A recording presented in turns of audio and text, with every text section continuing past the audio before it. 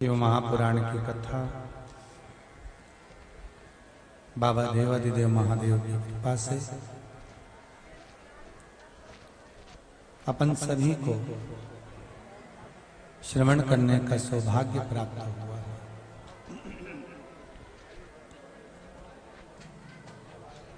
कठिन में भी कठिन और प्रबल में भी प्रबल ये मनुष्य का शरीर है।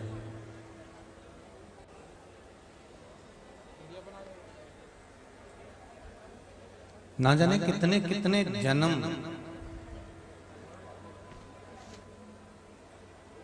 हमने इस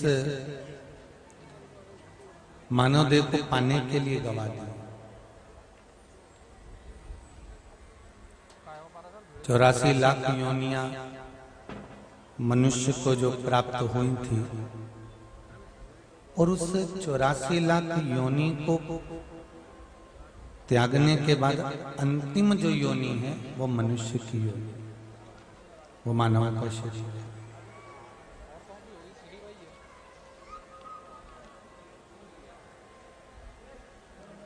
जो बड़ा कठिनता से प्राप्त होता है।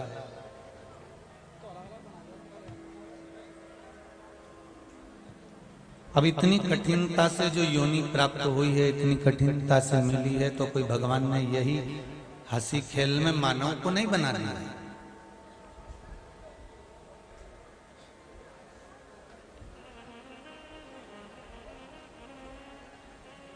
ना जाने हमारे जीवन में हमने कितने पाप कर्म करे होंगे, कितने पुण्य कर्म करे होंगे, कितने सत्कर्म करे होंगे और कितने बेकार भी कर्म करे होंगे। इन सारे कर्मों को ध्यान में रखकर यह मानव का शरीर दिया है महाराज। इन सभी चीजों का स्मरण कर कर ये मनुष्य का शरीर प्राप्त हुआ और स्मरण कर कर यदि मनुष्य का शरीर मिला है तो उसको यूं ही नहीं कमाना। मुश्किल से तो मनुष्य का देह मिला है, मनुष्य का तन मिला है, मानव का शरीर मिला है और उसको भी हम ऐसे ही गवा दे तो हमारा जीवन बेकार है। हमारा जीवन व्यर्थ है।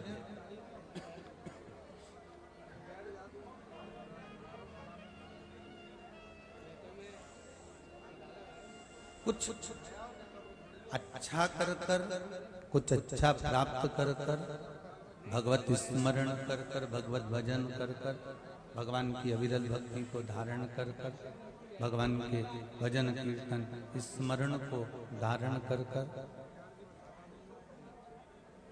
हम कुछ ऐसा कर कर मनुष्य देह से जाएं कि लोग बाद में भी हमको कहें कि कोई मृत्यु लोक में जन्मा था और जन्म लेने वाला मानव कोई साधारण नहीं था महाराज, कोई सहज नहीं था।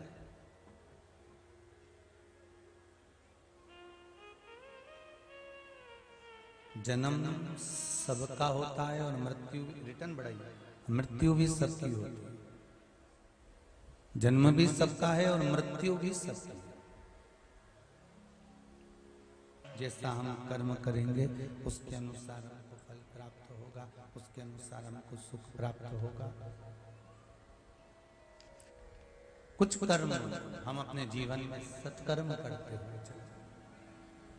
हम आपसे ये भी नहीं कहेंगे कि आप बहुत दान करो, हम आपसे ये भी नहीं कहेंगे कि आप गंगा जी के घाट पर जाके बैठ जाओ, क्योंकि फुर्सत किसके पास है। कह भी देंगे तो कि तुम सुनने वाले हो। हम आपसे ये भी नहीं कहेंगे कि आप नर्मदा जी के घाट पर जाकर बैठ जाओ, नर्मदा जी के घाट पर बैठकर भगवान भजन करो। हम तो इतना जरूर कहेंगे कि घर में रहो, परिवार में रहो, कुटुंब में रहो, अपने रिश्तेदारों में, अपने नातेदारों में, अपने कुल में रहो और रहकर भगवान का भजन करो। इसकी बड़ा बाहर की नहीं है।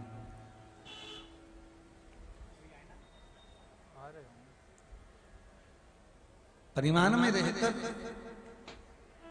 कुटुंब में रहकर, नाते रिश्तों में रहकर भगवान की भक्ति में डूब जाए, भगवान के भजन में डूब जाए। मैं मोदी परिवार को बहुत बहुत धन्यवाद देना चाहूंगा। समय का, अपनी आयु का, अपने धन का, अपने मन का, अपने विचारों का, अपने शरीर का सदुपयोग करा है शिव महापुराण की कथा करवा।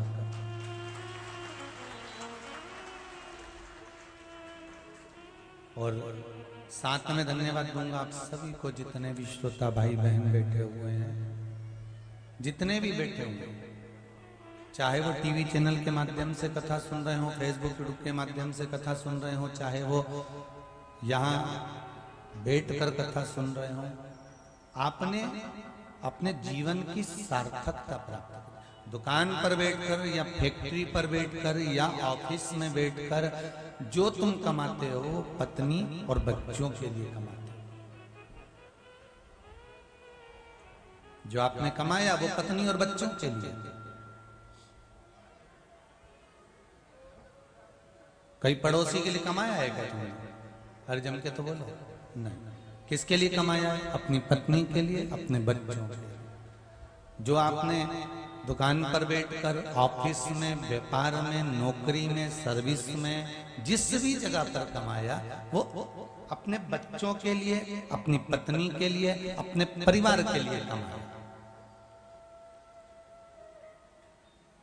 पर व्यक्ति जब सत्कर्म करता है, व्यक्ति जब भगवान का स्मरण करता है, दान करता है, पुण्य करता है, नाम जाप करता है, कुछ देर की माला जप लेता है, मंत्र जप लेता है, भगवान के मंदिर चले जाता है, या भगवत भक्ति में जब मनुष्य थोड़ा सा डूबता है, तो ये वो जो भजन कर रहा है, वो जो कीर्तन कर रहा है, वो जो मंत्र जाप कर रहा है, वो जो स्मरण कर रहा है, वो जो कथा सुन रहा है, वो जो दान पुण्य कर रहा है, वो जो नाम जाप कर रहा है, ये पत्नी और बच्चों के लिए नहीं कर रहा।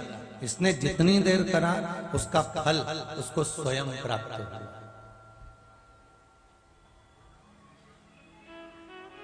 उसका फल अगर मिलेगा तो उसको खुद को मिलेगा। उसका फल और किसी दूसरे के खाते में नहीं जाएगा। जितने कदम चलकर हम भगवान के मंदिर पहुंचते हैं, जितने कदम चलकर हम शिव महापुराण की कथा तक पहुंचते हैं, जितने कदम चलकर हम कोई सत्कर्म करने के लिए जाते हैं, जितने कदम चलकर हम कोई पुण्य कर्म करने के लिए जाते हैं, उतने अश्वमेध यज्ञ हम अपने जीवन के कर लेते हैं। अश्वमेध यज्ञ उतने हो गए जितने आपने सोचे भी नहीं होंगे।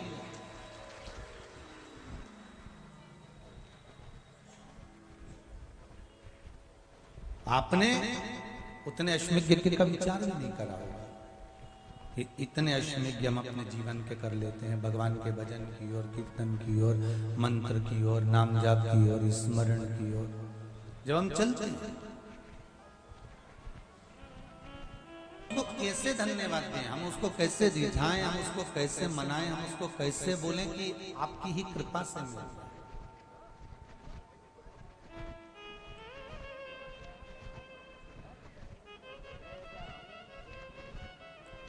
थोड़ा व्यापार ज्यादा कर लिया, थोड़ा सा व्यापार ज्यादा करा, थोड़ा सा काम ज्यादा करा और इनकम ज्यादा हो गई, तो विचार करा कि ये मैंने कमाया, ये मुझे प्राप्त हुआ, ये मुझे मिला है, मेरे बल पे मिला है। डीले बहुत आ रहा है, उसको देखिए थोड़ा, ये मेरे बल पर मिला है मुझको।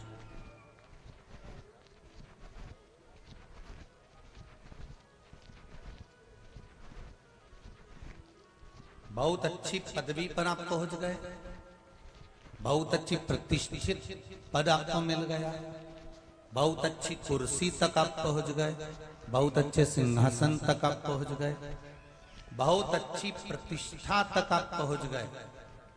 उसमें यह मत सोचना कि आपका कुछ है, ये तो आपके पूर्वजों ने कुछ पुण्य अर्जन करा होगा, कुछ इकट्ठा करा होगा और वो पुण्य का भाग गुल्लक तुम्हारे हाथ में लग गई, उस गुल्लक को तुमने फोड़ा और फोड़ते से ही उससे जो धन प्राप्त हुआ, उस पुण्य की गुल्लक जब फूटती है और थोड़ा सा कुछ प्राप्त होता है तो वो थोड़ा सा ले जाकर तुम कुछ वस्तु खरीद कर लेकर आते हो। उसी तरह जब हमारे पुण्य की गुल्लक फूटती है तब जाकर हमको कुछ अच्छा प्राप्त होता है,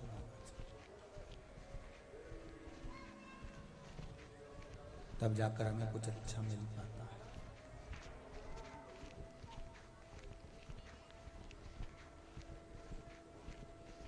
मोती समुद्र के किनारे पे मिलते हैं कि समुद्र के अंदर मिलते हैं? जम के बोलो जरा, किनारे पे मोती मिल जाएगा क्या? नहीं, समुद्र के अंदर थोड़ा सा उतरना पड़ेगा, थोड़ा सा जाना पड़ेगा। समुद्र के अंदर जब हम थोड़ा सा जाएंगे, उतरेंगे, अंदर प्रवेश करेंगे और प्रवेश करने के बाद में ऐसे ही कोई उतर जाएगा क्या? समुद्र में उतरने में भी तो सामर्थ्यता चाहिए।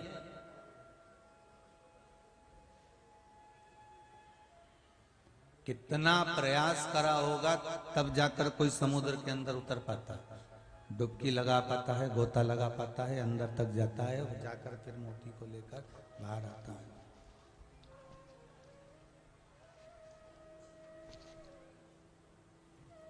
कितना प्रयास करा होगा, कितना।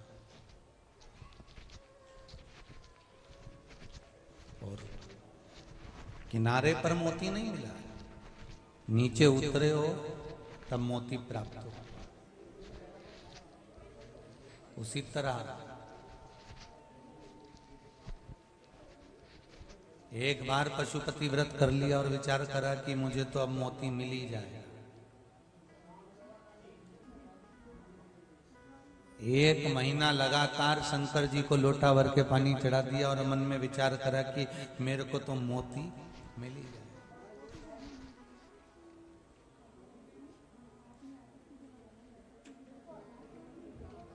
अभी तो आपने मंदिर जाना चालू करा है, अभी अभी तो आपने पशुपति व्रत चालू करा है, अभी अभी तो आप शिव महापुराण की कथा सुन रहे हो।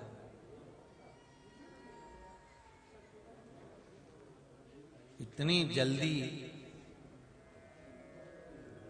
आपको मोती मिल जाएगा क्या? वो तो शंकर भगवान कृपा करे हैं, इसलिए आप पशुपति व्रत करते हो और आपका कोई कार्य हो जाता है। आप कोई उपाय करे हैं और आपका कोई कार्य हो गया, शिव जी के मंदिर गए, वो कार्य हो गया। वो अटका हुआ था, भगवान भी इंतजार में बैठा हुआ था कि ये रोज कहती है मेरे मंदिर में आकर के मुझे ये देना, मुझे वो देना। भगवान कहने लगे तू शिव के मंदिर गई कभी? जिस दिन से तू भगवान के मंदिर जाना प्रारंभ करेगी, जिस दिन तू भगवान की भक्ति में डूबना प्रारंभ करेगी, जिस दिन तू स्मरण करना प्रारंभ करेगी, अपने आप तेरे को फल प्राप्त हो जाएगा। लक्ष्मी और लक्ष्मी का दास, दोनों के बीच एक बात रहती है।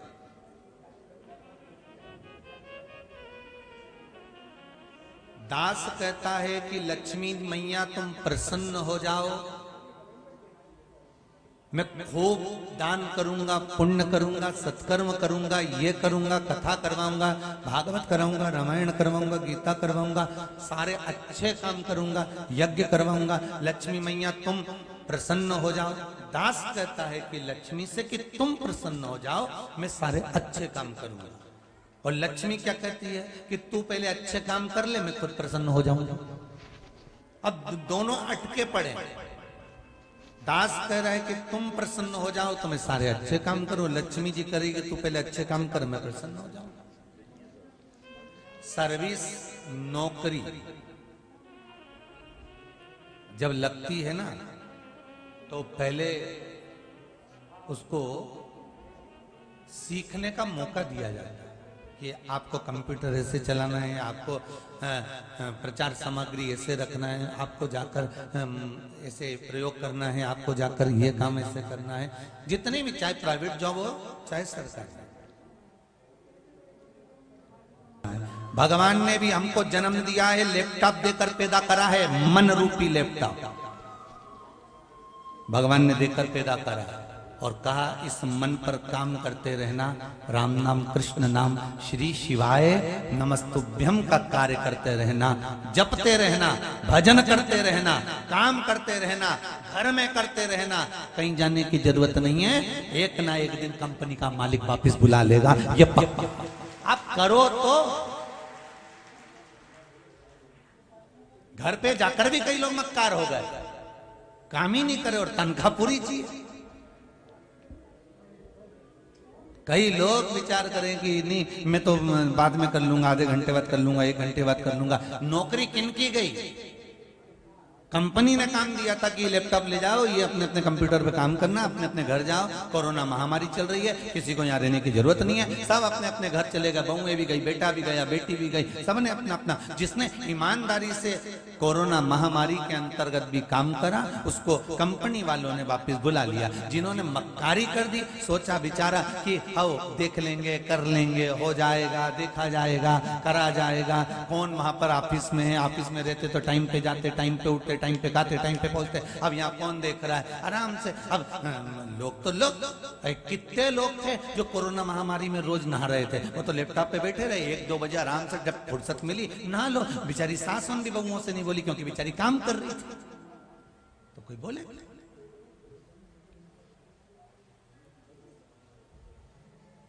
ऑफिसर ने फोन लगाया तुम्हारे पास में, किसी की नौकरी वाले के पास फोन लगा के बोला क्यों रे बिना नहाए बैठा है, लैपटॉप चला रहा है, बिना नहाए कंपनी का काम कर रहा है? किसी ने बोला नहीं। उनको तो काम से मतलब था, उनने ये नहीं देखा कि तुम नहाए कि नहीं नहाए, उनने ये नहीं देखा कि तुमने खाया कि नहीं खाया, उनने ये नहीं देखा कि तुम किससे बात कर रहे हो। उनको तो काम से मतलब है। उसी तरह जैसे कंपनी के मालिक को काम से मतलब है, मेरे परमात्मा को नाम से मतलब है कि तुम जपो, कैसे भी जपो, पर जपो। पलंग पर पड़े हो तो जपो, कुर्सी पर बैठे हो तो जपो, राम नाम कृष्ण नाम शिव नाम, दुकान पर बैठे हो तो जपो, व्यापार कर रहे हो तो जपो, कोई कार्य कर रहे हो तो जपो। बस काम पक्का चाहिए, तो एक ना एक दिन वो कंपनी का मालिक तुमको बुलाएगा और नौकरी पक्की कर देगा। बस उसको क्या चाहिए? तो हम भी तो ये कहते हैं, तुम अगर सही से जॉब करते रहे, पूरा काम, भले तुम, कई लोग कहते हैं गुरुजी हमारी तबीयत ठीक नहीं है तो हम क्या श्री शिवाय नमस्तुभ्यम नहा के जपे? तो जो सर्विस करने वाले उनसे पूछ लेना, कोरोना महामारी में वो नहा के लैपटॉप चला रहे थे, उनसे पूछो। कंपनी का काम बिना नहाए कर रहे थे, ऑफिस में होते तो नहाते, ऑफिस मतलब मंदिर, मंदिर में जाओ तो नहा के जाओ। पड़ गए बीमार, शरीर काम नहीं कर रहा, बेकार हो गया, 80 साल की आयु हो गई, 90 साल के हो गए, 70 साल, 72 साल, 62 साल, 65 साल, 66 साल, 90, 95 तो बहुत बड़ी बात है।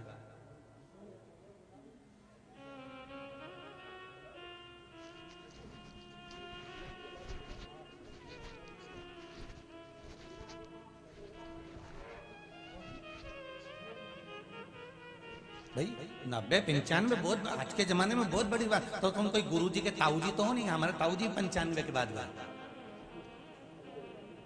तो तुम सोचो कि गुरुजी के ताऊजी हम, तो वो बात दूसरी, फिर कहीं कहीं का ताऊ होगा, पर सब तो ताऊ नहीं हो सकते ना। अरे बोलो तो जमते, बड़ा मुश्किल का जीवन है साहब।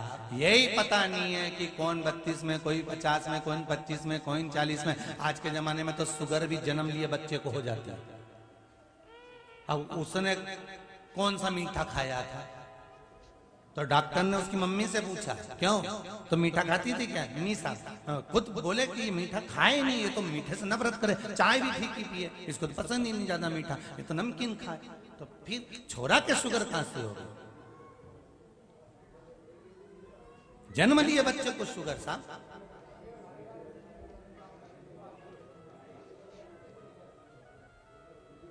जरा विचार करिए, अवस्था नहीं है। हमें दूसरे को देखकर नहीं जीना, कि उसका वैभव कितना है, उसका धन कितना है, उसकी सत्ता कितनी है। हमें अपने आप को देखकर जीना, हमें दूसरे को देखकर नहीं जीना कि ये 90 साल जिया था, ये 95, ये 80, ये 85। हमें अपने आप को देखना है कि अपना जीवन कितना अपने को मालूम ही नहीं है। इसीलिए कहते हैं कर सेवा तू लगन लगाकर, मन में सच्चा भाव जगाकर, ही की आंखें खोलो रे तुम वल्लभ के, तुम भगवान के होकर तो देखो। क्या गुरुजी श्री शिवाय नमस्तुभ्यम का जाप सोते सोते कर सकते हैं? श्री शिवाय नमस्तुभ्यम का जाप भोजन करते कर सकते हैं? श्री शिवाय नमस्तुभ्यम का जाप बिना स्नान के कर सकते हैं? श्री शिवाय नमस्तुभ्यम का जाप। हम तो श्री शिवाय नमस्तुभ्यम से मतलब नहीं, पंचाक्षर मंत्र, षडाक्षर मंत्र, भगवान का राम नाम, कृष्ण नाम, शिव नाम, तुम भगवान का नाम कैसे भी जप सकते हो, मर्जी तुम्हारी होना चाहिए।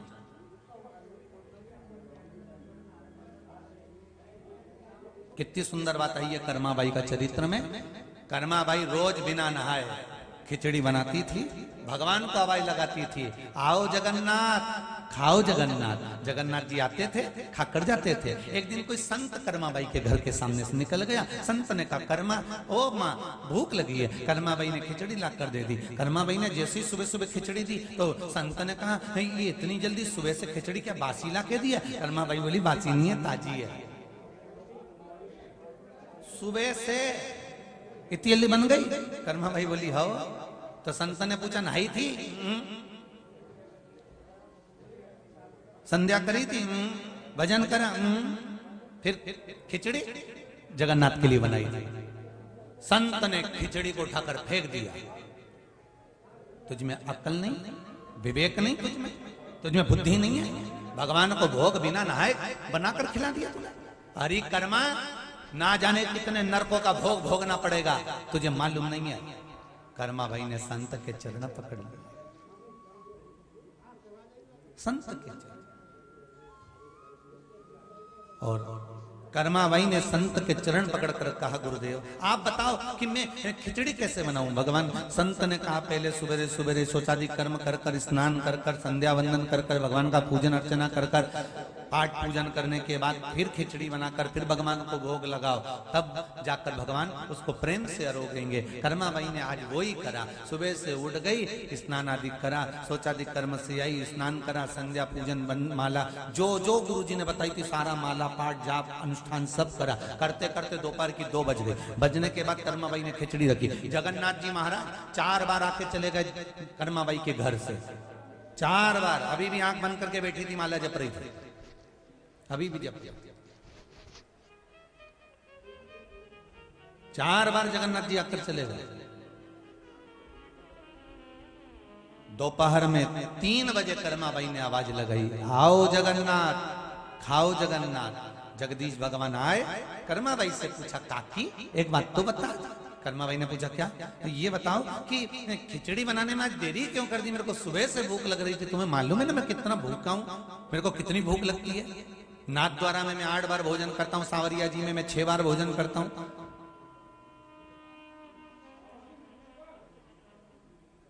गोवर्धन में जतिपुरा में तो 15-15 मिनट में जीमता रहता हूं।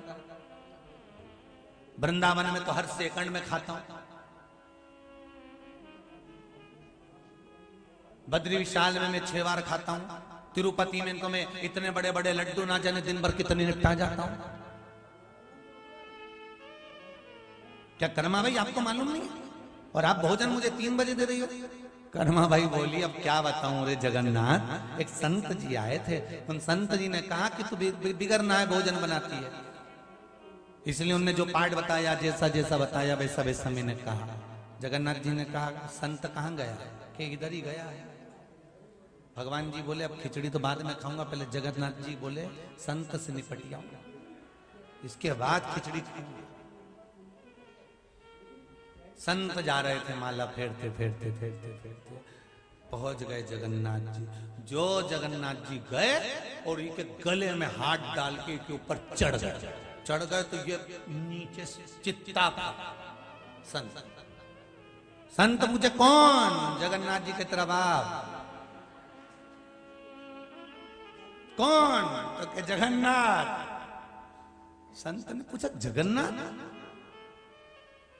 पुरी का जगन्नाथ? हाँ। उतर तो। भगवान जैसे ही नीचे उतरे, संत ने भगवान के विग्रह को देखा तो चरण पकड़ लिए। नाथ, आज आप यहां? मेरी माला में इतना असर हो गया कि आप मेरी पीठ पे चढ़ गए। भगवान बोले माला में असर नहीं हुआ है, जो तू गड़बड़ी करके आया है ये असर उसका है। अरे प्रभु, क्या गड़बड़ कर दी मैंने? कर्माबाई को बोल कर आया था कि पहले स्नान करो, संध्या वंदन करो, पूजन करो, आराधना करो, पाठ करो, फिर जाकर खिचड़ी बनाकर। जी माँ, मैं भूखा रह गया। जाकर बोल क्या कर्माबाई को कि जैसी बनाती थी वैसी बना।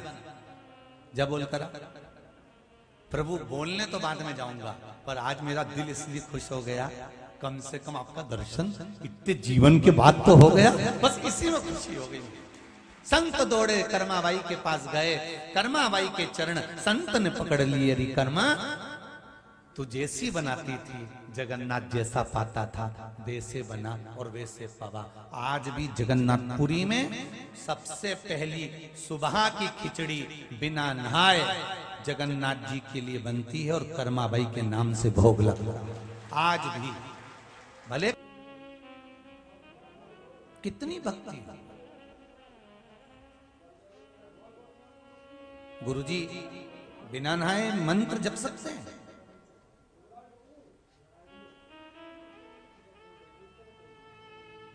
अगर कोई कह दे बिना नहाए नहीं जप सकते, तो जब मरने का समय होगा, प्राण छूट रहे होंगे, पलंग पर सड़ रहे होंगे, पड़े होंगे, फिर इनकी गति कैसे सुधरेगी?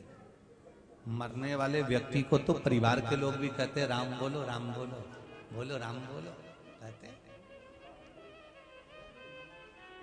इनकी गति कैसे सुधरेगी?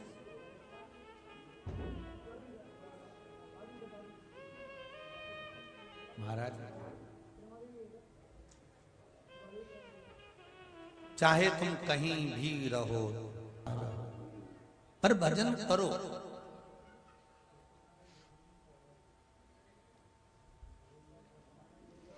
इस भूमि पर मंदिर पर भगवान की प्राण प्रतिष्ठा नहीं है।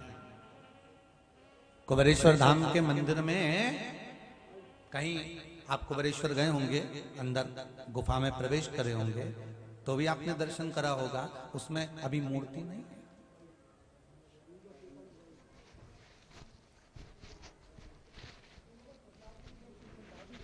जब कुबेरेश्वर के अंदर आप गए होंगे तो कोई मूर्ति वहां नहीं है, केवल एक गुफा है, केवल भूमि।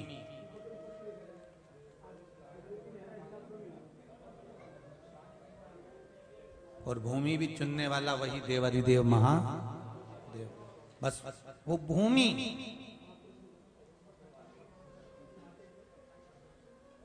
और उस भूमि की महत्वता यहाँ अभी ना तो कुबेरेश्वर में भगवान शंकर बैठे, ना ऊपर मुरली मनोहर में भगवान कृष्ण बैठे। इस मंत्र का जाप है, चाहे आप इसको भी ना जपे तो पंचाक्षर जपे, षडाक्षर जपे। घर जाने से पहले भूमि पर, जमीन पर बैठकर, जहां कंकर शंकर है ऐसी धरा पर बैठकर 108 बार श्री शिवाय नमस्तुभ्यं का जाप कर कर प्रेम से भगवान से दिल की बात कहकर जाना। 3 महीने में वापिस बुला ले, वापिस। और कहने में संकोच नहीं करूंगा इस भूमि पर, जितने लोग यहां बैठे हो आपस में एक दूसरे का मुंडा देखकर जाना, 3 महीने बाद वापिस यही मिलने वाले।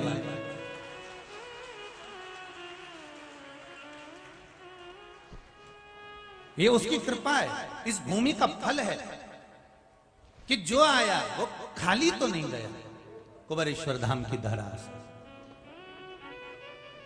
पर निवेदन इतना सा है कि जब श्री शिवाय नमस्तुभ्यं का जाप करो 108 बार, तब धीरे धीरे जपना, घास नहीं काटना है उनको। हनुमान चालीसा जैसे तुम लोग पढ़ते हो, ऐसे मत पढ़ना। जैसे तुम लोगों की आदत रहती है, नहाते समय बाल्टी का डब्बा जोड़ डाला, श्री गुरु चरण सरोज जो राय बल बुद्धि विद्या विकार सिया चंद्र जी के पवन सुतन जय धामांजन पुत्र पवन सुतनामा महावीर विक्रम बजरंग कंचन वरण विराज कानन बंदर शंकर सुवन कैसे अब पूरी हनुमान चालीसा चल रही है और इसका पूरा श्रृंगार चल रहा है। हनुमान जी भी सोच रहे अरे ओ चंद्र घंटा तेरे हाथ जोड़ू या तो 40 पढ़ ले या श्रृंगार कर ले।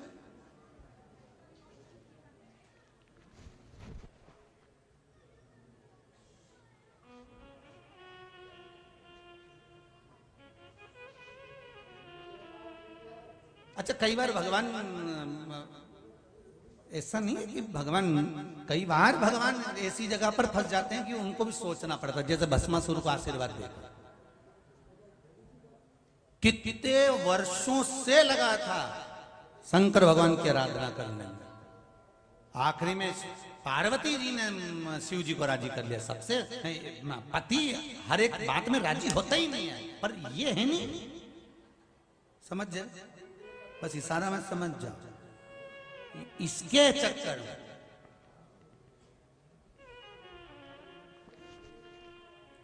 अच्छा कईयों का मन भी नहीं हो कि हम मंदिर जाएं, अपन शंकर जी के मंदिर जाएं या शिव महापुराण में जाएं, पर जाना पड़ेगा। कईयों का मन नहीं करता कि हम ससुराल जाएं, बार बार तो पत्नी कहती है अभी तक नहीं आया, कहां पे गए, कहां निकल रहा हूं, पहुंचूंगा, भोपाल से निकल रहा हूं, 42 किलोमीटर तो है, 4 दिन से कह रहा हूं कथा चल रही, हाथ वो है ना। ये उसी में का नहीं हो गया जैसे वो एक पत्नी अपने पति से बड़े प्रेम से कह रही बाथरूम में कपड़े पड़े हैं धो देना, धो दोगे क्या, नहीं तो समय मिले तो धो देना, नहीं तो मैं आके धो दूंगी।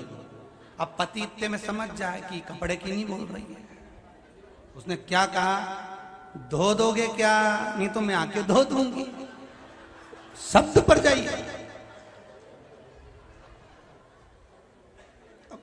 समझदार हो तो बेचारा तुरंत के रेंदे बाद में धोएगी, तुम नहीं धो, उसको मालूम है कपड़ा नहीं धोएगी, तो कपड़ा नहीं धोने वाली हो। ये जब मुंडा ऐसा बना लेनी तो बेचारा पतियों के भी सोचना पड़े कि तुम धो दोगे क्या, अरे बोलना ही नहीं चाहिए था, और फिर आखिरी में कह रही तुम मैं धो दूंगी, नहीं तो इतना ही किया बेचारा बेरू ने सब जितना पड़े तुम सब धो दिया, एक नहीं छोड़ा कि एक छोड़ दे सब।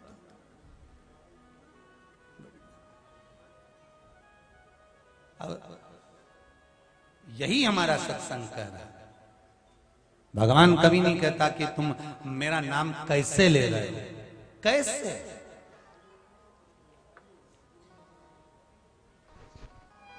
अगर नेत्रों से भगवान मिलता होता तो सूरदास को कभी कृष्ण ही नहीं मिलते, कभी नहीं मिलते।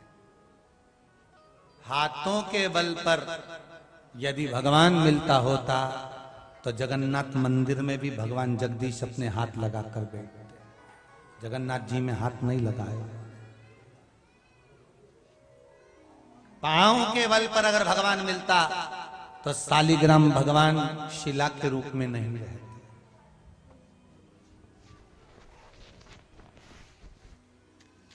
भगवान इंद्रियों के बल पर नहीं मिलता, भगवान केवल निर्मल मन सो मोही।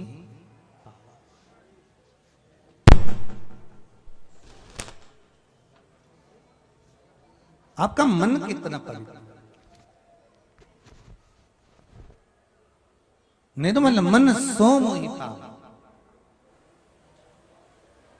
भगवान केवल एक मन केवल पर मिले, मन केवल।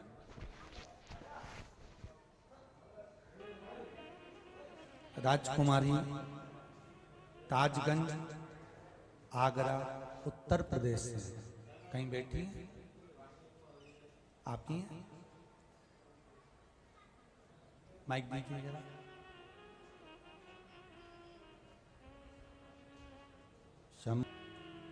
आपने लिखा है राजकुमारी जी, भोले बाबा की बहुत बड़ी कृपा हुई है गुरुदेव, परिवार बहुत बड़ी मुश्किल में आन पड़ा था, पूरा परिवार में बड़ी मुसीबत आ गई थी। गुरुजी श्री शिवाय नमस्तुभ्यम। श्री शिवाय नमस्तुभ्यम। आपका नाम क्या है? राजकुमारी। कहाँ से आए हैं? आगरा से। ताजगंज। हाँ, आगरा ताजगंज से। जी, बाबा ने कृपा करी बहुत, गुरुजी इतनी कृपा करी कि कुछ कह नहीं सकती, इतनी कृपा, बहुत कृपा करी गुरुजी। आपने लिखा है बहुत बड़ी मुसीबत में थे, कर्जा इतना ज्यादा था कि सब कुछ अगर दे भी देते तो नहीं चूकता, नहीं चूकता गुरुजी, कुछ भी बेच देते फिर भी नहीं चूकता गुरुजी, नहीं चूकता। और बाबा ने ऐसी कृपा कर दी गुरुदेव कि पशुपति व्रत करे थे और आपने जो सावन के महीने में उपाय बताया था सारे करे, वो कर लिए। अब पूरा कर्जा भी चूक गया और हम लोग सब स्वस्थ हैं और आनंद में सब बढ़िया है। विराजिए। बहुत बहुत बाबा की गुरुजी श्री शिवाय नमस्तुभ्यम। गुरुजी के चरणों में प्रणाम। श्री शिवाय नमस्तुभ्यम। भगवान से दिल से जो करता है भगवान उसको स्वीकार करता है।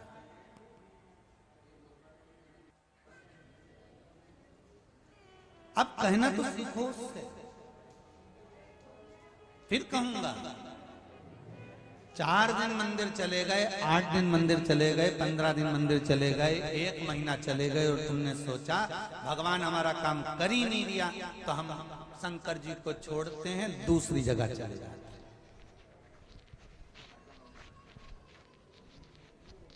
पर एक बात याद रखना अपने जीवन में, पड़ोसन कभी अपनी जायदाद का हिस्सा तुमको नहीं दे सकते।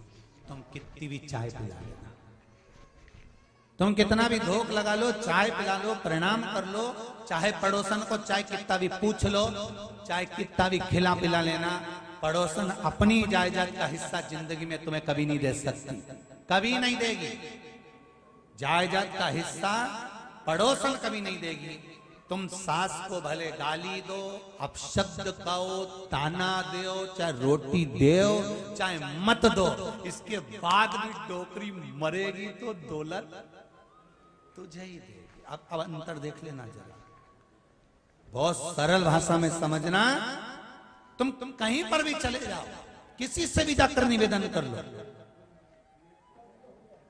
घड़ी किराने की दुकान पर कभी नहीं सुधर सकता, घड़ी कपड़े की दुकान पर नहीं सुधरेगी। घड़ी ना किराने की दुकान पर, ना कपड़े की दुकान पर, ना कबाड़े की दुकान पर। घड़ी अगर सुधरेगी तो घड़ी की दुकान पर सुधरेगी। और घड़ी की दुकान पर जाकर कहोगे कि ये घड़ी सुधार दो, पहले तो वो सेल बदलेगा, नहीं चलेगी तो कहकर 7 दिन पटक दो, 7 दिन के बाद मैं इसको सुधार दूंगा। समय उसने भी मांगा कि 7 दिन पटक कर रखना, मैं सुधार दूंगा। और 7 दिन की शिव महापुराण की कथा है, 7 दिन अपनी घड़ी नहीं सुधर रही तो परमात्मा के चरणों में जाकर बैठ जाओ, 7 दिन में सुधारेगा। ये उसकी जवाबदारी। अकाल मृत्यु वो मरे जो काम करे चंडाल का, काल उसका क्या बिगाड़े जो भक्त हो महाकाल का। आप शिव की आराधना कर रहे हो, जिसने घड़ी बनाई, पल बनाया, नक्षत्र बनाया, समय बनाया, हर पल घड़ी नक्षत्र, ऐसी कोई समय घड़ी नहीं जो शिव ने ना बनाई हो, सब शंकर का। अब भटकते हो, 1 महीना कर लिया, 1-2 बार कर लिया, नहीं हुआ, दूसरे मार्ग पर चलेगा, दूसरे मार्ग से तीसरे मार्ग पर चलेगा। तो तुम जाओ, कितनी भी जगह जाओ, पर आखिरी में तो देगी तो सास ही देगी। ब्रह्मा जी ब्रह्म लोक में है, भगवान विष्णु मृत्यु लोक में है, और भगवान विष्णु वैकुंठ लोक में है, और मेरा शिव, मेरा ओघड़ी, मेरा भोलेनाथ, मेरा कुबेर भंडारी, मेरा अवधूतेश्वर, मेरा भूतेश्वर मृत्यु लोक में जो पास में होगा वही सबसे पहले दौड़कर आएगा। एक बहू पूना में रहती है, एक तुम्हारे साथ रहती है, तुम्हारी तबीयत खराब हुई, आई वो,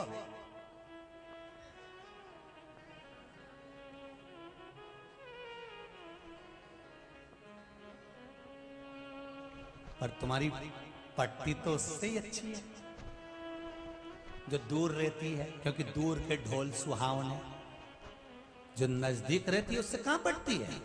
वो तो तुम्हें खाड़ सी दिखती है, अंदर जाए कमरा में लगे कि कुछ हुआ नहीं, सोए भी तो एक आंख पूरे खोल के सोए, देख कि ये कहीं कुछ निकाल, जो करीब में रह रही है उस पे शंका कर, और जो दूर रह रही है वो बड़ी अच्छी है, आती दिवाली पे 2-4 दिन के लिए, होली पे आएगी मम्मी जी करके 2-4 बार मम्मी जी करेगी और एक अंगूठी का चूना लगा के ले जाएगी। थोड़ा बुरा लगेगा, लग जाए तो लग जाए, लगे। अब जरा विचार तो करो, विचार करिए। बड़ी महाराज जो नजदीक में है वो तुरंत दौड़ कर आ जाएगी, मम्मी क्या हुआ, भले बात मत करो, भले कितना भी बेकार व्यवहार हो, पर तत्काल में अगर आएगी तो वही आएगी। दूर वाले तो फोन लगाएंगे, क्या हो गया, कब, कैसे, क्यों, हॉस्पिटल नहीं ले गए क्या, ले जाना था, तो तू आ जाती। इतना ज्ञान दो ना, तो थोड़ा बहुत तो करो रे, सीधी सीधी बात है, करे कुछ नहीं। कई लोगों की आदत रहती है, जब नई नई सोने की अंगूठी पहनते हैं ना तो बड़ी इशारे में बोलते हैं, सामान उठाओ वहां से। जब नई नई सोने की अंगूठी पहने, जरा सामान उठाओ वहां से, उधर से उठा के उधर रखो। एक व्यक्ति की तो अंगूठी किसी ने देखी ही नहीं, तो उन्हें अपने घर में ही आग लगा दी और बाहर खड़े होकर बोले पानी डालो, पानी, फिर अंगूठी घुमाए, उधर से डालो,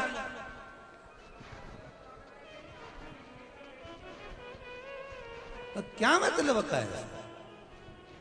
प्रेम जता रहे, और वो भी कितने दिन का, थोड़े दिन मिलेगा। शिव तत्व, भगवान शंकर की भक्ति, भगवान शिव का आशीर्वाद, शिव की कृपा, शिव की दया, करुणा हमें प्राप्त होगी। पर पहले हमें थोड़ा सा तैरना आना चाहिए, थोड़ा सा हमको तैरना आना चाहिए। और यदि थोड़ा बहुत भी हमको कुछ तैरना आ गया, थोड़ा बहुत भी हम मंदिर जाना चालू कर दिए, शिव महापुराण में थोड़ा सा मन लगाना प्रारंभ कर दिया, थोड़ा सा मन शंकर की भक्ति में अगर लग गया तो ये पक्का है कि फिर अटकना नहीं। दुनिया वाले हाथ पकड़ते हैं और परमात्मा हाथ पकड़ता है, उसमें अंतर होता है। बहुत ध्यान दीजिएगा महाराज। दुनिया के लोग हाथ पकड़ते हैं तो कभी भी छोड़ देते हैं, कभी भी छोड़ सकते हैं, पर भगवान यदि हाथ पकड़ता है तो एक बार पकड़ने के बाद छोड़ता। बहुत ध्यान रखिए। मेरा शंभो, मेरा शंकर, मेरा ओघड़दानी, मेरा त्रिकालदर्शी, मेरा ये नहीं चल रहा है क्या पक्ष से, मेरा त्रिकालदर्शी, मेरा कैलाशी, मेरा अविनाशी, मेरा शिव जब हाथ पकड़ता है ना तो फिर छोड़ता नहीं, फिर नहीं छोड़ेगा। एक तेरे ही भरोसे हवा बिच उड़ती जावांगी, बस बाबा करना मेरे शंभो, तेरे भरोसे पर जी रही।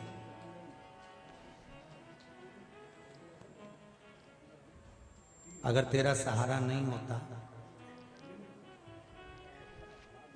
जितने लोग शिव महापुराण की कथा सुन रहे हैं, चाहे आस्था टीवी पर सुने, चाहे फेसबुक यूट्यूब पर सुन रहे हैं, और जितने लोग इस पंडाल में बैठकर सुन रहे हैं, दिल से कहना, पूरी कोरोना महामारी में जब जब संकट ने घेरा, पास पड़ोस तक भी लोग बीमार हो गए, जाने की तैयारी हो गई, पर आपको अगर बचा कर रखा तो मेरा श्री शिवाय नमस्तुभ्यं बचा, शंकर बचाया।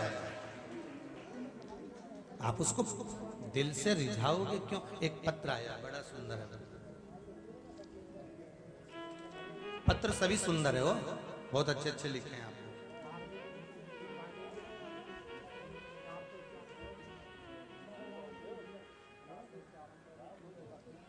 मैं सीमा अग्रवाल, आजमगढ़ यूपी से आई है। कहाँ बैठ रही है सीमा जी अग्रवाल? आजमगढ़ यूपी। आप ही हैं? जरा माइक दीजिए।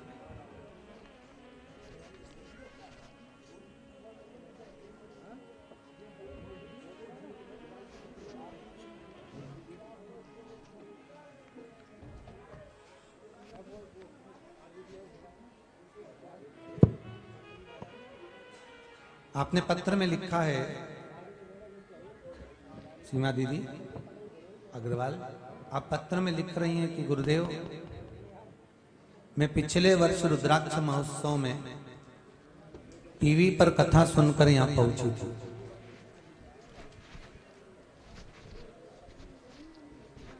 और बाबा से निवेदन करने पहुंची थी। क्या हुआ? रुद्राक्ष उत्सव में आए थे, उसके बाद कुछ हुआ? बाबा ने इसमें अपने पत्र में लिखा है कि मेरी 2 कामना थी। श्री शिवाय नमस्तुभ्यं। बहुत बहुत अच्छी बात, अपने अपने दिल की बात कही, और ये तक कह दिया कि मैं अपने पैसे से नहीं आ पाई थी, पर भले पास पड़ोसी के पैसे से पहुंचे, पर गलत जगह तो नहीं गए ना, गए तो मेरे बाबा के दरबार पर ही हो, बाबा के पास। तो बाबा साध ले, हृदय की चित्त की बात समझ ले, बस उससे निवेदन करो, विनय करो, अगर दिल से उससे कहोगे, थोड़ा सा तैरना आना चाहिए, तो तुम धीरे धीरे जब तैरना जान जाओगे तो गोता लगाना सीख जाओगे।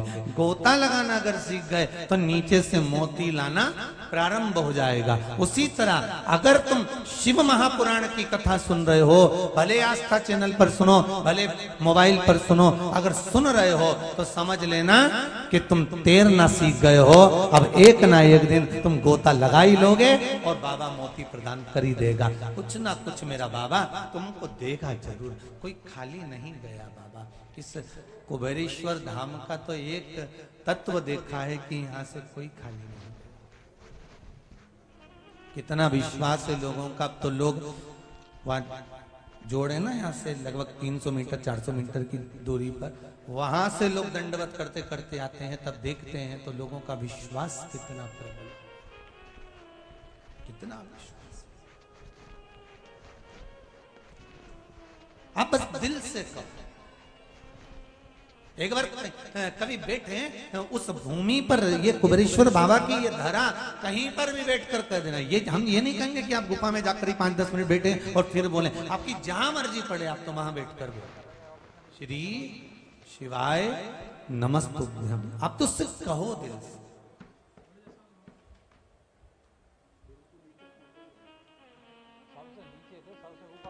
थोड़ा सा तैरना जान गए, हम शंकर को जाने। अभी तक हम शिव को नहीं जानते थे, अभी तक तो हमने शंकर के केवल घर के लोग जाते थे तो हम भी चले जाते थे। पहले हम जितने लोग कथा सुन रहे हो ना, शिव तत्व से दूर थे, बहुत दूर। इस भूमि पर कोई मूर्ति के रूप में विराजमान नहीं है, धरा पर मंदिर अभी तो बन रहा है। आप जैसे दानदाता लोग जो दे रहे हैं, बनवा रहे हैं, ये बन रहा है, अभी तो वो बनवा रहा है आगे। यहाँ तो केवल कंकर शंकर, जैसे वो अग्रवाल दीदी ने कहा, आजमगढ़ से आई हैं, आई थी पिछले रुद्राक्ष में, अनायास पहुंच गई होगी, बस केवल कथा सुनी होगी टीवी पर और पहुंच गई होगी। आपका भी मन कर रहा होगा, अनायास पहुंच गए। बस विनय करना जाना है, पहुंच जाना।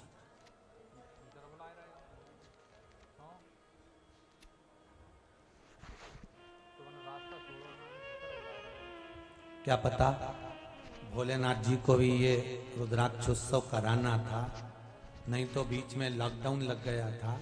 तो विचार कर लिया था कि भले लोग कह रहे हैं कि रुद्राक्ष चाहिए और बीमारी को दूर करने के लिए, समृद्धि के लिए, लक्ष्मी के लिए, पर विचार करा था कि रुद्राक्ष उत्सव नहीं करेंगे, क्योंकि लॉकडाउन, शासन प्रशासन के साथ चलना पड़ता है, सबकी स्वास्थ्य अच्छा रहे, सब निरोगी रहे, यही बाबा से विनती है। पर बाबा को कराना होगा, इसीलिए उन्होंने 15 दिन पहले ही लॉकडाउन हटा दिया। रात का भी लॉकडाउन लगा हुआ था, तो बाबा ने कहा और ये आधी रात को इधर उधर घूमती फिरेंगे पूरे जंगल में।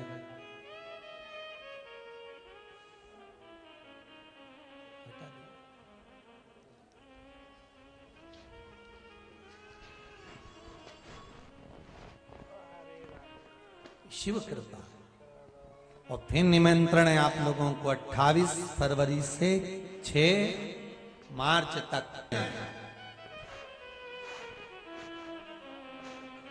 और बड़े प्रेम से आओ, सारी चिंताओं से मुक्त होकर आओ, और बाबा से कहने के लिए आओ जो चाहिए। 7 दिन की कथा सुनने के लिए आ रही हूं रुद्राक्ष उत्सव में बाबा। 7 दिन की कथा सुनने के बाद जब जाऊं और जब वापिस आऊं तो जैसे ये खड़ी हो के बोले, नहीं ऐसी मारा भी नंबर लगी जाए ना मोबाइल, जैसी बोलूं माइक पे तो आनंद आए बाबा। बस इतनी कृपा कर देना कि जैसे सबकी झोली भरे, ऐसी खुशियों से मेरी भी भर देना, बाबा से कहकर जाना। फिर कथा सुनूं, और सुनने का नियम है 3 महीने में वापिस आऊं, ऐसी कृपा। तो जितना सोना चांदी की रकम है सब घरे धरिया ही है, टेंशन लेकर नहीं आना। ज्यादा पैसा धेला भी लेके नहीं आना, इतना मत लाना कि माथा पच्ची हो जाए। तुम तो तुम्हारा खर्चा निकल जाए नहीं, और यह खर्चा की जरूरत क्या रही है ना, बड़ी जाए। आराम से भोजन भंडारा चलेगा, चाय ने भोजन ने सुबह 10 बजे से चालू ने शाम के 7 बजे तक जितनी बार निपटा लीजिए। पर इतना भी मत खा लीजिए कि चिकित्सालय बनाया उम्मीद पड़ी दे। नहीं तो देखिए महाराज जी ने चिकित्सालय डॉक्टर बिठाए ने, सिस्टर बिठाई ने, नर्स बिठाई ने, सब जोरदार ने, पुलिस कंट्रोल रूम बनाया ने, प्रतीक्षालय बनाया ने, गुमशुदा तलाश केंद्र भी बनाया। तो ऐसा मत कर कि छोरा छोरी की वहीं छोड़ दीजिए। तुम तो खूब आनंद से बस बाबा का भजन करो, रुद्राक्ष उत्सव का आनंद लो। एक रुद्राक्ष अपने जीवन में धारण करो, और रुद्राक्ष को ये समझ कर लेकर जाना कि मेरा शंभु कुबेर का खजाना, कुबेर भंडारी मेरे साथ जा रहा है, और वो लेकर जाए। कल आपको कहा था रुद्राक्ष का कमल पुष्प,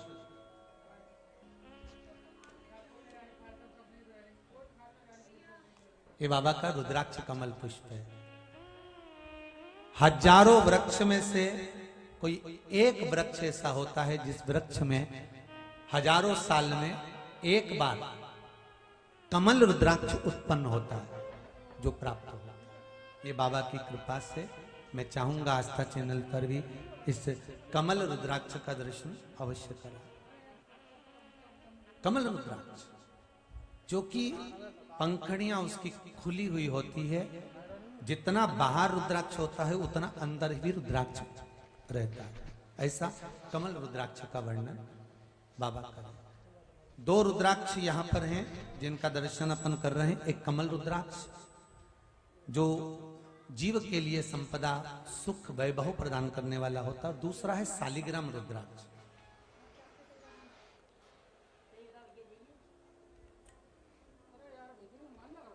शालिग्राम रुद्राक्ष जो कि 7 मुखी, 11 मुखी, 16 मुखी और 18 मुखी तक होते हैं। शालिग्राम रुद्राक्ष जिनका दर्शन अपन कर रहे हैं। बाबा देव अधिदेव महादेव शिव शंकर का नेत्र अश्रु से जो रुद्राक्ष उत्पन्न होते हैं वो शिव तत्व को सुख प्रदान करने वाले, ओगरदानी का सुख प्रदान करने वाले। शंभो शरणे पड़े मांगो घड़ी रे घड़ी दुख काटो दया करी दर्शन बाबा देव अधिदेव महादेव की कृपा, शिव की आराधना, हम केवल मंदिर तक जाना सीख जाएं, शिव महापुराण तक जाना सीख जाएं, फिर गोता लगाना और मोती देना मेरे शंभू के हाथ में है। आज माता जगतजननी जगदम्बा मां पार्वती शंकर भगवान से कहती हैं, भोलेनाथ आराधना साधना मंत्र जाप स्मरण करने में किस चीज की फल प्राप्ति होती है, वो मुझे दर्शाने का प्रयास कर, कृपा करिए। बाबा ओगड़दानी त्रिकालदर्शी कैलाशी अविनाशी मेरे शिव, मेरे ओगड़ी मेरे भोलेनाथ कह रहे हैं, मेरे शंभू कहते हैं, जगत जननी जब 5 कर्मेंद्री 5 ज्ञानेंद्री और एक मन,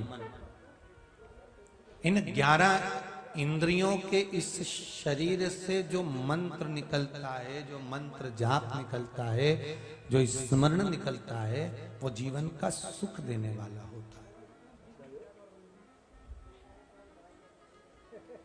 एक भगोना दूध, बहुत बड़ा भगोना दूध का, उसका दही बनाना है तो जामन कितना डालोगे? दही बनाने के लिए जो उसमें जामन डालेंगे, गला पकड़ रहा है बाबू, जामन बनाने के लिए जो दही बनाने के लिए जो जामन डालेंगे, वो जामन डालेंगे कितना? थोड़ा सा।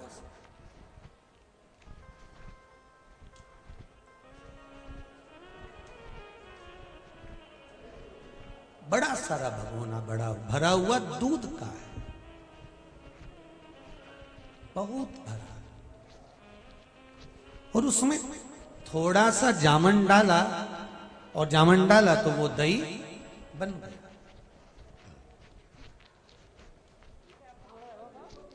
तुम्हारे जीवन में तुम सब कुछ करो, मनुष्य की देह मिली है, उन्नति की ओर बढ़ना भी है, कार्य भी करना है, तरक्की भी करना है, नाम रोशन भी करना है, सारे कार्य भी आपको करना है। पर शिव महापुराण की कथा कर रही है, जैसे बड़े सारे भगोने में थोड़ा सा जामन डाल दो तो दही बन जाता है, उसी तरह संपूर्ण मानव के जीवन में थोड़ी सी 7 दिन की शिव महापुराण की कथा या शिव तत्व डाल दो तो जीवन संवर जाता है। थोड़ी सी शिव कथा, ज्यादा नहीं है, थोड़ी सी।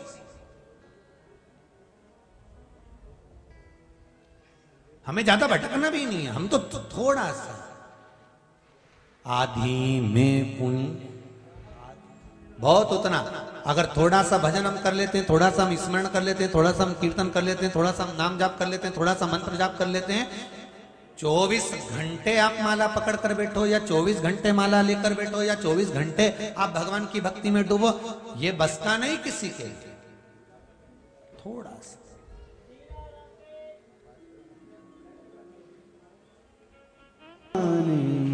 मंत्र जाप अगर हम कर रहे हैं, थोड़ा भी मंत्र जाप कर रहे हैं, थोड़ा भी हम स्मरण कर रहे हैं, हमारे जीवन को हम सार्थक कर रहे हैं, हमारे जीवन को हम संवार।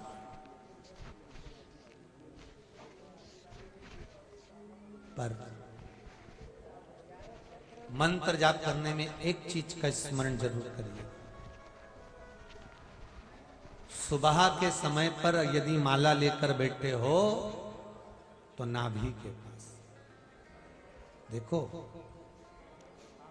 कौन से कमरे की लाइट किस खटके से जलेगी, ये ध्यान होना चाहिए। मंत्र का फल, माला का फल किस जगह से कितना प्राप्त होने वाला है उसका स्मरण करिएगा। सुबह के समय पर, ब्रह्म मुहूर्त में, प्रातः के समय पर यदि आप मंत्र माला जपने बैठे हो, माला लेकर बैठे हो, तो आपका हाथ कहां होना चाहिए? नाभि के पास।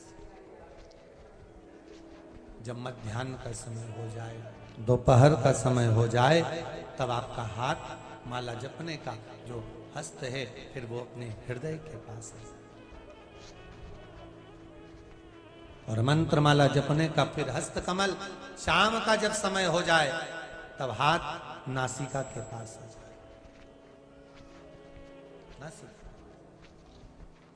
नासिका के पास। खटकों का ध्यान रखना, कौन से खटके से कौन सा पंखा चालू होता है, कौन से खटके से कौन सी लाइट चालू होती है, और किस जगह पर हाथ रखकर माला जपने से क्या फल प्राप्त होता है, उसका भी स्मरण हमें करना चाहिए।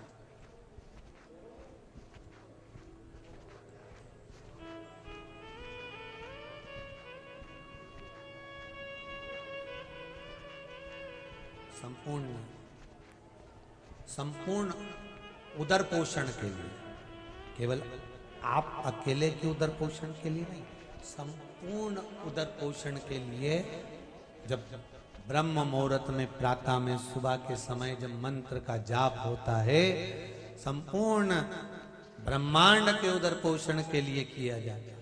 हृदय के पास में मध्याह्न में जब मंत्र जाप होता है तो ये भाव रखकर करा जाता है कि सबके हृदय में आपका निवास हो जाए। जिस मंत्र को मैं जप रही हूँ, जिस मंत्र का मैं स्मरण कर रहा हूँ, जिस मंत्र को मैं जप रही हूँ, उसका भाव प्रत्येक जीव के हृदय में पहुंच जाए, प्रत्येक जीव के हृदय।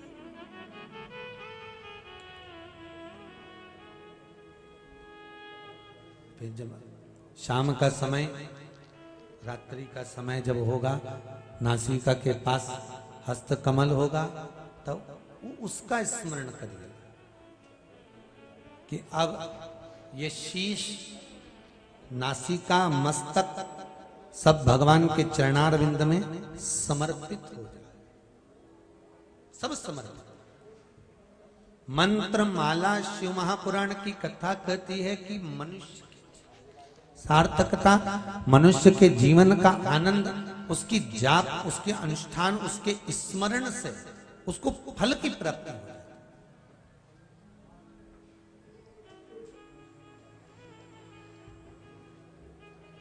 महाराज पार्वती जी ने सुना, आगे वर्णन आया, भगवान शिव को क्रोध आया और उनके नेत्र अश्रु गिरा। जिस नेत्र अश्रु से एक बालक ने जन्म लिया जिसका नाम अंधकासुर पड़ा। अंधकासुर जिसको माता पार्वती ने अपनी गोदी में लिया है। महाराज जी, पार्वती जी ने अपनी गोदी में लिया है और पार्वती मैया ने जब गोदी में लिया, अपने पुत्र का भाव दिया। पर बाबा देवाधिदेव महादेव कह रहे हैं, पार्वती ये आपका पुत्र नहीं है,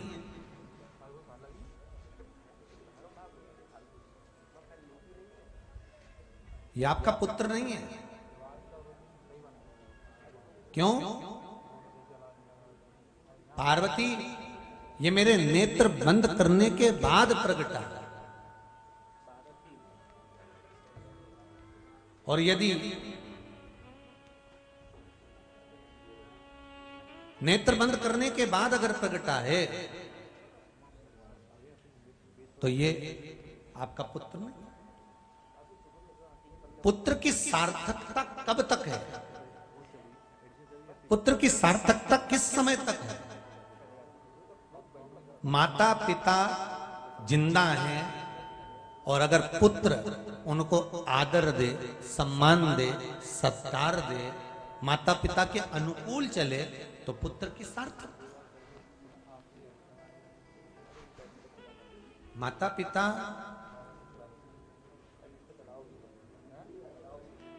के जाने के बाद अगर आप कुछ दे रहे हो या माता पिता के जाने के बाद आप उन्हें कुछ प्रदान कर रहे हो, तो वो श्रेष्ठता नहीं है।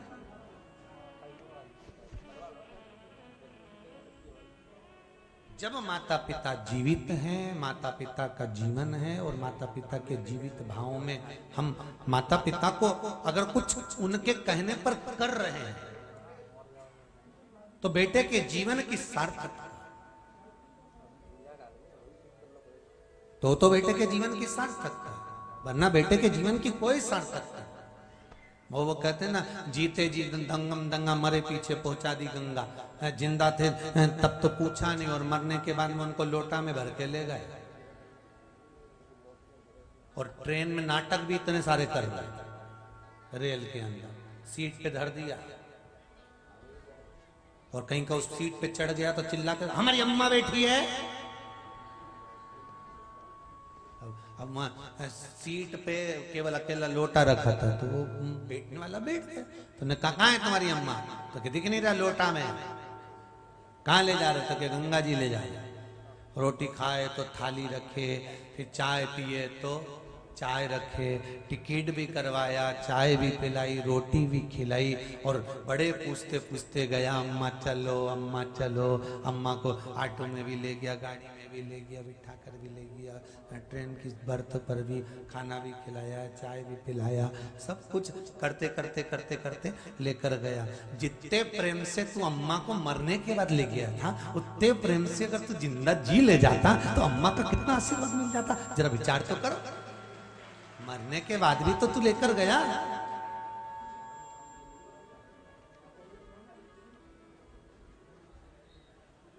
मरने के बाद भी तो लेकर गए हो, पर जीते जी अगर लेकर चले जाते, जीते जी अगर लेकर पहुंच जाते तो सार्थकता होती कि नहीं होती जीवन की?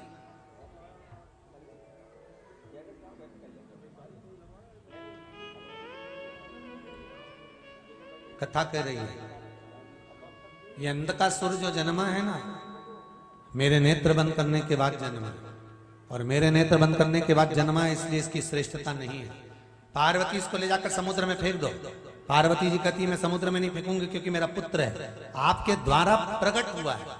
अब देखिएगा जरा, भगवान शंकर के नेत्र बंद थे, और नेत्र बंद होने पर पुत्र पैदा हुआ, उसका नाम अंधकासुर हुआ, और भगवान शंकर ने ही उसका संहार करवाया।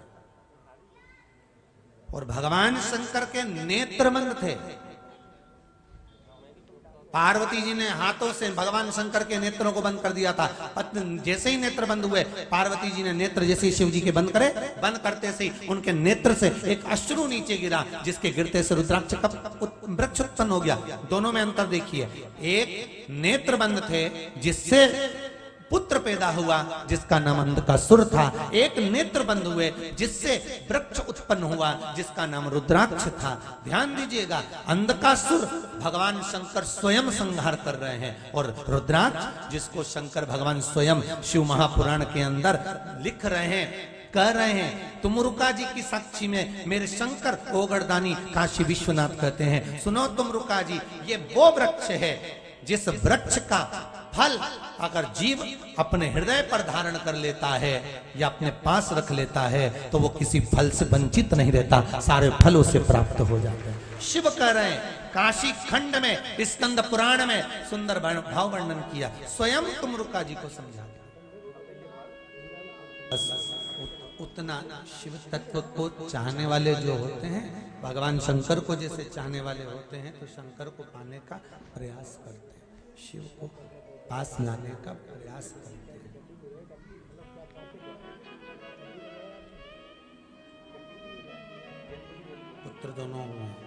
पुत्र दोनों प्राप्त हुए, पुत्र दोनों मिले हैं। एक नेत्र बंद कर कर अंधकासुर के रूप में प्रकट हुआ है, एक प्रकट हुआ तो रुद्राक्ष के फल के रूप में प्रकट हुआ। एक संसार को दुख दे रहा है तो एक संसार को प्रसन्नता दे रहा है।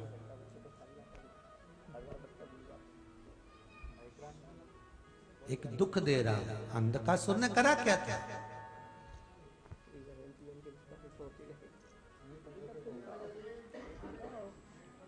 कोई कोई पुत्र अपने माता पिता को अगर कष्ट दे रहे हैं तो समझ लेना कि पूर्व का कर्जा चुका रहे हैं।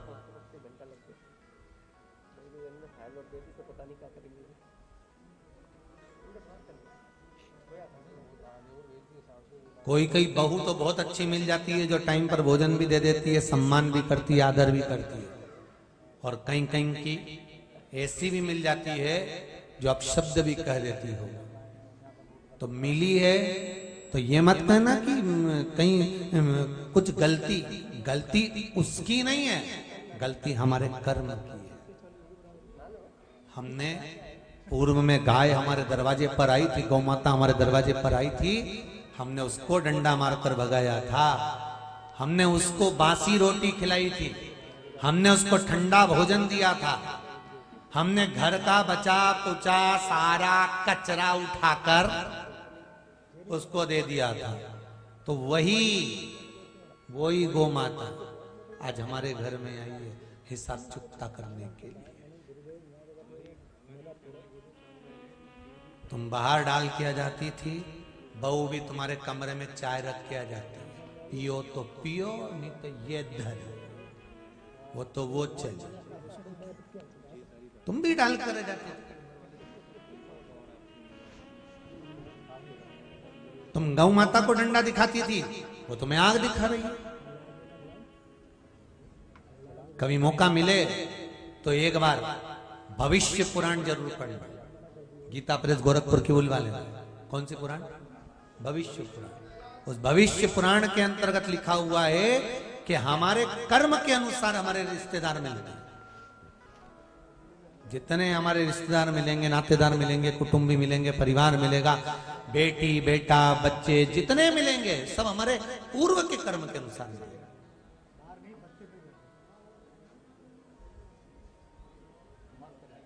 और पतियों से भी निवेदन है, तुमको जो जगदम्बा मिली है वो तुम्हारे कर्म के अनुसार मिली है। और पत्नियों को जो भैरू मिले हैं वो तुम्हारे कर्म के अनुसार, दूसरे का कोई कर्म नहीं। अब कई लोग विचार करते हैं गुरुजी जब जीवन में इतना दुख है, इतनी तकलीफ है, इतना कष्ट है, कई लोग रोते हैं, इतना दुख है, हमारा पति हमको शब्द कह देता, ताने दे देता, ये दे देता, वो दे देता। जरा विचार करो, विचार करना, कितने बायोडाटा आए थे तुम्हारे देखने के लिए, कितने लड़के आए थे तुमको देखने के लिए, और कितनी लड़कियां आई थी, कितनी लड़कियों को तुमने देखा और कितने लड़कों को तुमने देखा। उसके बाद भी पूरी दुनिया में सारे छोरा छोड़ के यही मिला, सिंदूर चढ़ा। जरा विचार तो करो।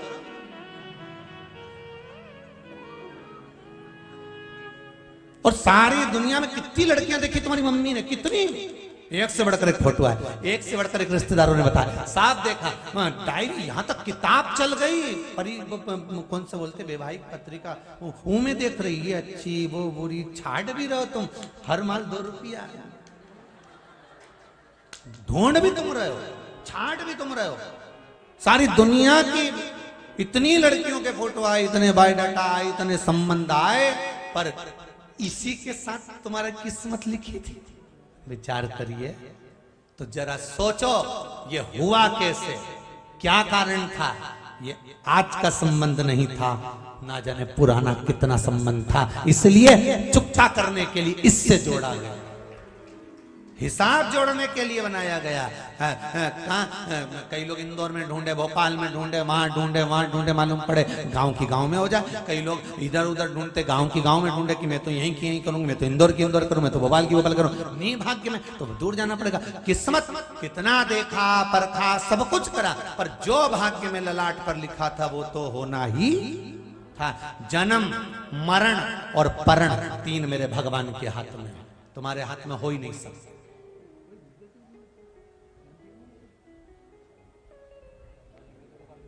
अब जब किस्मत में ये लिखा है तो फिर तुम सोचो कि मैं तो इससे तंग आ गई, मैं बहुत परेशान हो गई, अब मैं इसके साथ जिंदगी बनी रह सकती, मेरे को तलाक चाहिए तो ले ले। जब अभी भैरू मिला है, बटुक, आगे काल भैरव भी मिल सकता है, वो तो मिलेगा भैरू ही, चाहे वो बटुक भैरव हो, काल भैरव हो, शमशानी भैरव हो, बाल भैरव हो, चाहे गढ़ भैरू हो, पर रहेगा।